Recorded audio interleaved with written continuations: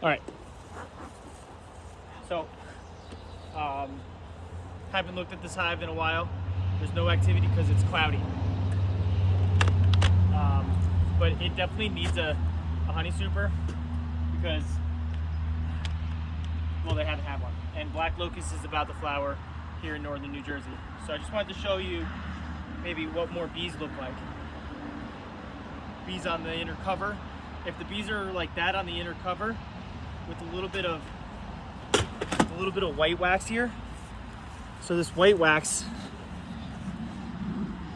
is a sign that they're on a flow. And so like these little indicators are things that I'm looking at and looking for to determine what to do. And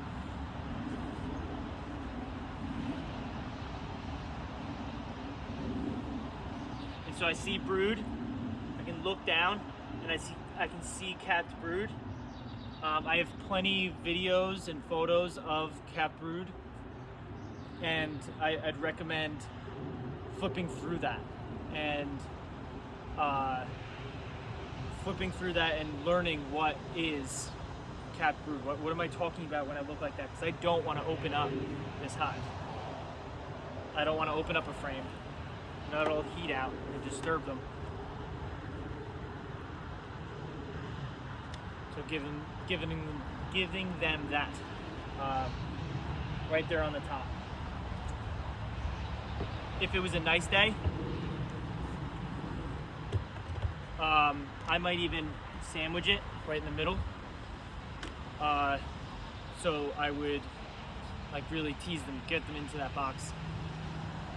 That's one of the methods to do with when you have so little drawn comb, especially if it's later in the season.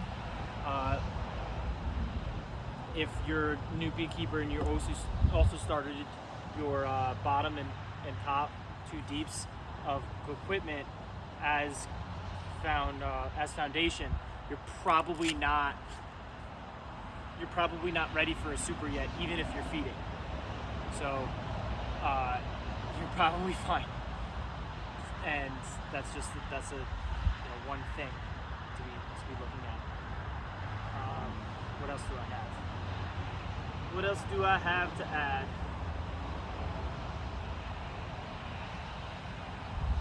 That's it. Thank you very much. If you have questions, please do reach out, even in the comments, and check the notes to make sure that if you get anything. If they're a different size, if they're smaller in population, the question needs to be asked as to why they're smaller in population. In this video, we didn't see any hives that were smaller in population, so I wasn't able to talk about this. Is it spotty brood? Now this hive had more bees. Done. Check. If it didn't, I would have pursued further and dug into the hive, polling frames, and to see if the brood is spotty. Or if there was a drone layer, if there was a sign of disease, something like are the larvae yellow or miscolored? Does it have a certain smell? These are things that you should be asking yourself and taking photos and coming up with descriptive words in order to describe what you saw. And those photos can be sent to me and by email. The person that requested this video has a service where I answer her stuff she has my cell phone number, and I answer on the fly calls and text messages.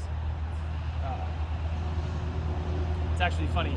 That started because I reached out to a famous comedian that was making some homesteading TikToks and stuff.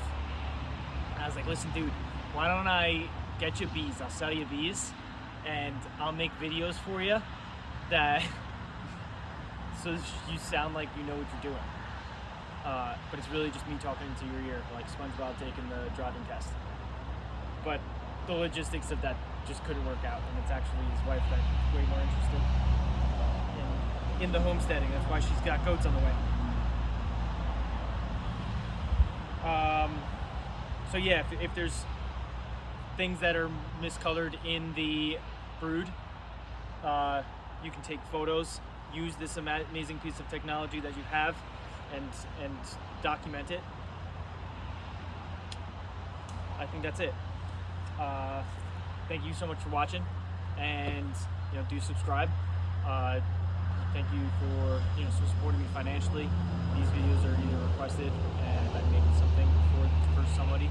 They're like sponsored by that person, or they are funded through the sale of beekeeping equipment and cans. That's what I'm going to now. If I support the page, it's really those people that go to the website and check it out are awesome.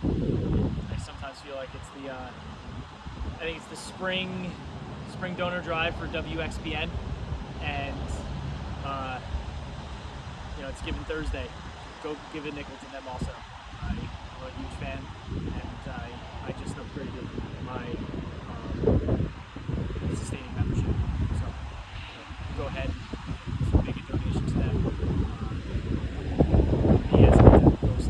Go buy my honey. It sounded like what they talk about, but they're also doing some awesome stuff.